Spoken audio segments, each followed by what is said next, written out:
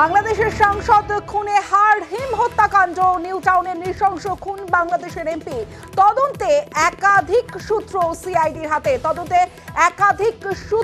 সিআইডির হাতে। শ্বাসরোধ করে পরে ধারালো অস্ত্রের কোপ। বাংলাদেশের এমপি খুনে হাড়হিম হত্যাকাণ্ড, যেমনটা আমরা সিআইডি সূত্রে জানতে পারছি। সরাসরি চলে যাব, আমার সঙ্গে আমার প্রতিনিধি অনুপ চক্রবর্তী রয়েছে, অনুপের সঙ্গে কথা বলবো। অনুপ, এখনো পর্যন্ত ঠিক কোন কোন সূত্রে তদন্ত এগোচ্ছে, সিআইডি সূত্রে ঠিক কি জানতে পারছো?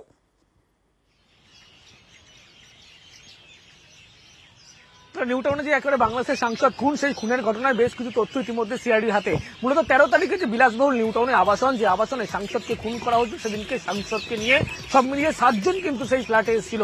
এবং যখনই 7 জন সেই ফ্ল্যাটে একসঙ্গে থাকে, তার পরবর্তী ক্ষেত্রে 3 BHK রুম হলো, একটি রুমের মধ্যে যখন সাংসদ খাটের উপরে একা বসে থাকে, সেই সময় পিছনের দিক থেকে কাপড় জাতীয় জিনিস দিয়ে কিন্তু গলায় পেঁচিয়ে ধরা হয়, ফাঁস দিয়ে শ্বাসরোধ করার চেষ্টা করা হয়। এবং তার পরবর্তী ক্ষেত্রে লক্ষ্য করা যায় খাটের ঠিক কোণের অংশে একেবারে সরাসরি তাকে সেখানে ফেলা হয়। এবং যাতে তিনি ধস্তাধস্তি না করতে পারেন, প্রত্যেকে সেখানে খাটের কোণের অংশে ফেলে কিন্তু চেপে ধরেন এবং মৃত্যু সুনিশ্চিত করার জন্য মাথায় ভারী জিনিস দিয়ে আঘাত করা হয়। যখনই তারা জানতে পারে মৃত্যু সুনিশ্চিত হয়েছে, এরপরে ঘর থেকে রান্নাঘরে সেই মৃতদেহ নিয়ে যাওয়া হয় এবং সেখানেই কিন্তু একেবারে টুকরো টুকরো করা হয়।